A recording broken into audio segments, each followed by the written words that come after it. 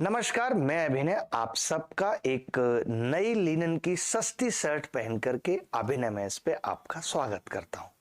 कैसे हैं दोस्तों? उम्मीद करता हूं अच्छे होंगे और अपनी मंजिल की तरफ बढ़ रहे होंगे। हर एक इंसान को जीवन में कुछ ना कुछ जरूर हासिल करना भी चाहिए और हर इंसान उसे हासिल करना चाहता भी है और उसी दिशा में बढ़ता भी है। कई बार उसे ये पता चल नहीं पाता है कि दिशा ठीक है नहीं, और एक बार जब वक्त हाथ से फिसल जाता है तो फिर बस जिंदगी भर मलाल रह जाते हैं।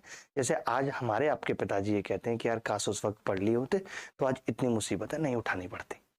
आज की क्लास में हम क्या जानेंगे? आज की क्लास में हम जानेंगे कि मॉक देना क्यों इंपॉर्टेंट है, मॉक किस तरीके से देना चाहिए, मॉक हम किस तरीके से देते थे, हमारे टाइम पे मॉक की उतनी वर्थ नहीं थी जितनी आज की दौर में है, और मॉक में कैसे कैसे सवाल आते हैं, उन्हें कैसे अटेम्प्ट करना चाहिए। जैसा कि हमने आपको थोड़े दिन पहले भी बताया था कि अब हम जितनी भी आगे क्लासेस लेने वाले हैं, जो टॉपिक चलेंगे उस पर तो बात करेंगे ही करेंगे, उसके साथ 10 15 20 25 सवाल भी रोज के रोज सॉल्व करेंगे, जिससे उन बच्चों की भी तैयारी हो जो सिलेबस एक बार खत्म कर चुके हैं, जिनको नए नए सवाल करने हैं। ठीक है,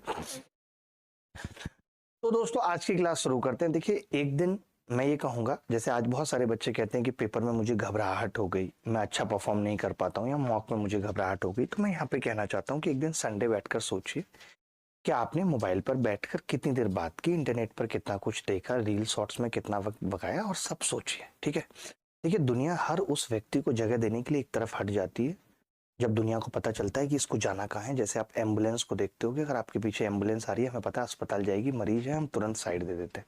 जब आपका गोल एक फिक्स हो जाएगा कि यार मैं मेहनत करके जितना वक्त मुझे मिला है उसमें मुझे हर हाल में नौकरी लेनी है, नौकरी लेने के लिए क्या क्या करना जरूरी है, सिर्फ पढ़ने से काम नहीं चलेगा, हमें मॉक टेस्ट भी देने हैं, ये सारी भी चीजें हमें करनी है। क्योंकि अगर हम मॉक टेस्ट नहीं देंगे तो हम पेपर मैनेजमेंट नहीं सीख पाएंगे।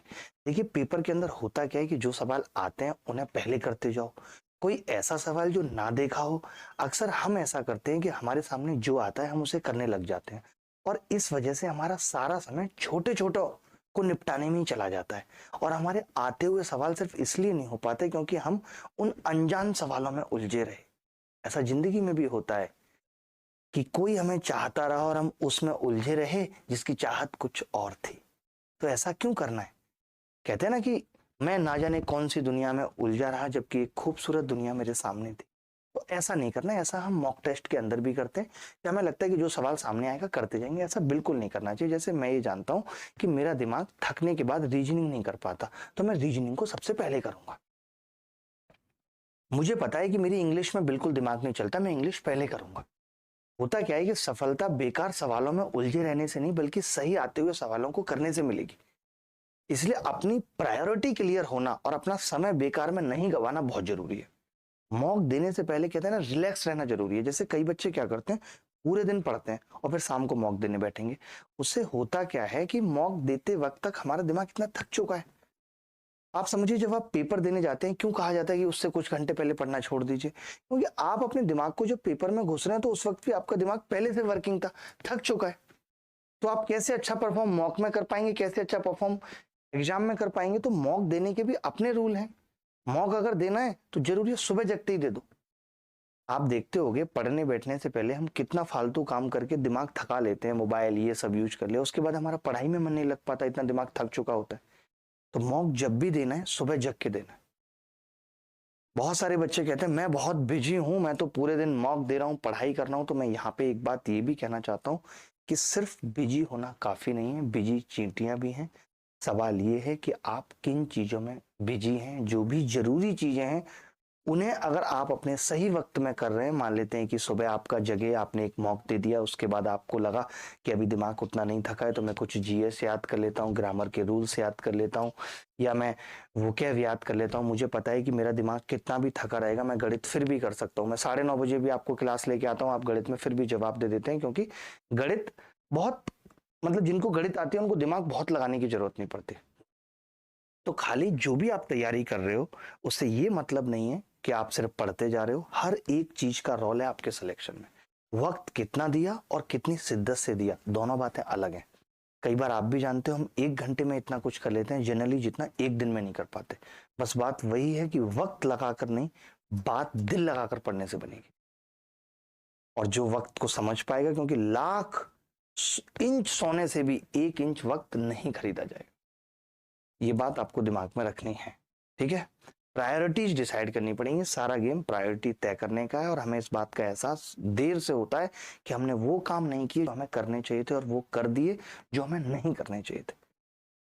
तो ये बात बहुत ध्यान रखने की है। अब अगर कुछ पाने की सोचिए तो तकलीफें आएंगी, क्योंकि जब इंसान सेहत की तलाश में निकलता है तो ये उम्मीद करके चलना पड़ेगा कि मधुमक्खियां तो काटेंगी। और संगत भी बहुत बड़ी चीज है, बचना पड़ता है। जिन लोगों के पास खाली समय होगा वो हमेशा आपका समय बर्बाद करने के लिए आतुर रहेंगे। चल चाय पीने चलते हैं, चल आज तेरी भाभी ने 2 कपड़े कहे थे वो ले आते हैं। जब आज मैं देखता हूँ लड़कों को, जब शादी हो जाएगी तो पत्नी से दोस्तों को मिलाना भी नहीं जरूरी समझते, और उससे पहले जब तक शादी हुई भी नहीं है, जरा सी दोस्ती हुई है, बात बात पे तेरी भाभी ये कह रही थी, तेरी भाभी, बड़ा अच्छा फील लेते हैं वो। खैर इस फील लेने में कोई बुराई नहीं है, बट हमें अपने लक्ष्य से नहीं भटकना है। कितना और कब से पढ़े हो ये इंपॉर्टेंट नहीं है, इंपॉर्टेंट तो रिजल्ट है। कहते हैं ना कि गति और प्रगति में फर्क समझना है। जो बच्चे का खिलौना होता है ना, वो जो घोड़ा है वो गति करता है लेकिन थोड़ा आगे बढ़ता है फिर पीछे, प्रगति नहीं कर पाता। तो सही दिशा में चलेंगे तो प्रगति होगी, तो प्रोग्रेस होगी। मॉक देंगे नहीं पहले तो, उसके बाद एनालिसिस चलो कल कर लेंगे। मैं देखता हूँ लड़कों को, पहले तो मॉक तब से पढ़ेंगे जब सिलेबस इतना हो जाएगा तब मॉक देंगे। मॉक दे दिया, एनालिसिस कल कर लेंगे। तो टालम टोल वाली जो आपकी ये आदत है ये एकदम छोड़नी पड़ेगी। वक्त उन सब कामों के लिए निकल जाता है जो मन को पसंद है, जैसे उससे घंटों बातें करना। कमी दरअसल समय की नहीं है, इच्छा की है कि हम क्या करना चाहते हैं और क्या हमारे लिए जरूरी है। दोनों चीजों में अंतर है।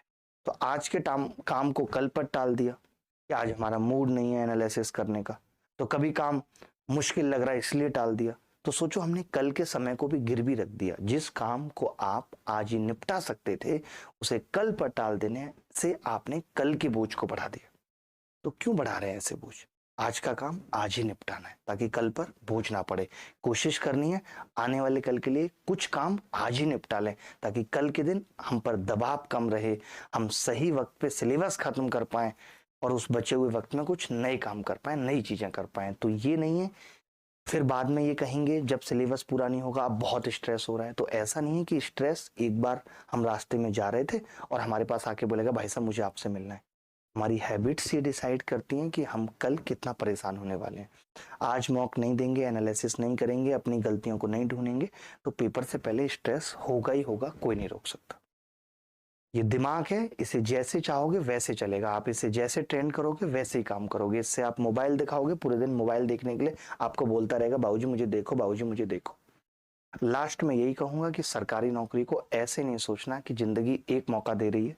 कई बार आपके फूफा जी जीजाजी घर में आके कहते होंगे जिंदगी एक मौका दे रही है, नहीं मिली तो सब खत्म हो जाएगा। ऐसा कुछ नहीं है।